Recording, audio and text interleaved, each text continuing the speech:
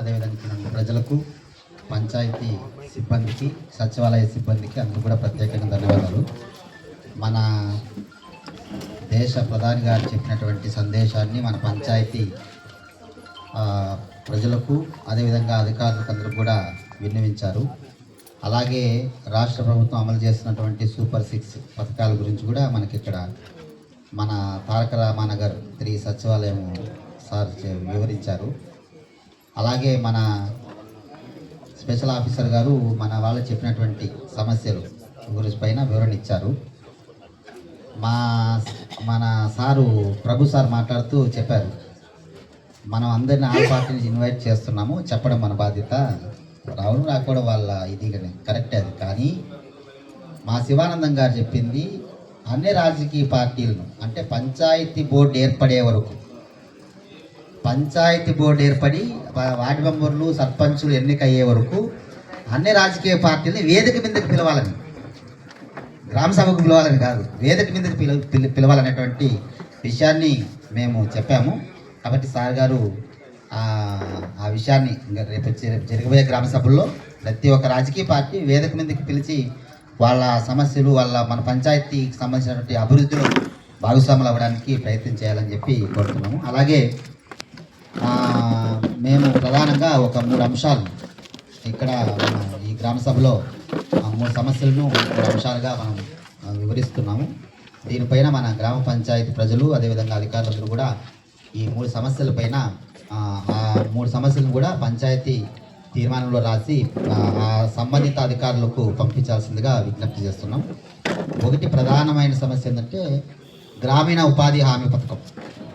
మన పంచాయతీలో ఎంత మంది గ్రామీణ ఉపాధి వర్క్లో ఉన్నారు, అదేవిధంగా ఎక్కడెక్కడ గ్రామీణ ఉపాధి హామీ పనులు ఏ ప్రాంతాల్లో జరుగుతున్నాయి, అందులో మనం ముందున్నామా వెనుక్కున్నామా అనేటువంటి వివరణ కూడా ఇవ్వాల్సింది. అలాగే కొత్తగా జాబ్ కార్డ్స్, గ్రామీణ ఉపాధి హామీ పథకంలో పనిచేసేటువంటి వాళ్ళు ఆసక్తికరంగా ఉన్నారు, వాళ్ళందరినీ కూడా ఆయా సచివాలయంలో గ్రామీణ ఉపాధి హామీ పనికి సంబంధించినటువంటి విషయాన్ని తెలియజేస్తూ వాళ్ళందరితో కూడా అర్జీలు తీసుకొని వాళ్ళందరికీ జాబ్ కార్డులు ఇచ్చి వాళ్ళందరికీ పని కల్పించాల్సినటువంటి బాధ్యత మన గ్రామ పంచాయతీకి ఉందని చెప్పి ఒక సమస్య, ఒక డిమాండ్ పెడుతున్నాం. అలాగే రెండవది, తారక రామానగర్లో ఉన్నటువంటి ప్రజానికం, ఇప్పుడు మనం ఈ మధ్యకాలంలో చూసాం, మన గుజ్జనారాయణ గారు శ్మశానం బాగా నీట్గా ఏర్పాటు చేసి అక్కడ వాటర్ సౌకర్యం కల్పించారు. ఎందుకంటే శవం మన మానవ జన్మలో అంతిమయాత్ర అక్కడే, కాబట్టి అక్కడ శవాలు పూడ్చుకోవడానికి, అక్కడ మన కార్యక్రమాలు చేసుకోవడానికి అక్కడ పరిశుద్ధంగా ఉండాలనేటువంటి దీంతో చేశారు, చాలా సంతోషం. అలాగే తారక రామానగర్లో శ్మశాన వాటికలకు హద్దులు ఏర్పాటు చేసి అక్కడ కూడా బోర్లు ఏర్పాటు చేసేటువంటి సౌకర్యం కల్పించాలని చెప్పి రెండవ డిమాండ్గా తారక రామానగర్లో ఏర్పాటు చేయాలని చెప్పి పెడుతున్నాము. తర్వాత మూడోది కరెంట్ పోల్స్. మనకందరికి తెలిస్తే ఈ మధ్యకాలంలో కరెంట్ వాళ్ళందరూ వచ్చి పడిపోయినారు అక్కడ తారక రామానగర్లో.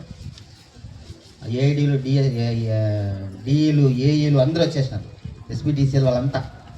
ఎందుకంటే మన సుందరయ్య కాలనీకి ఎన్టీఆర్ స్తూపంలో ఉన్నటువంటి వాళ్ళకి కరెంట్ పోల్స్ శాంక్షన్ అయితే వాటిని తీసుకెళ్ళి వేరే చోటుకు మార్చారని, అదేవిధంగా కొన్ని మీటర్లు, అంటే వీళ్ళు ఫ్లాట్ కాకుండా వేరే వాళ్ళు మీటర్లు బిగించారని చెప్పి పెద్ద ఇష్యూ, కంప్లైంట్ అయితే వచ్చారు. అవన్నీ కూడా పట్టుకున్నారు.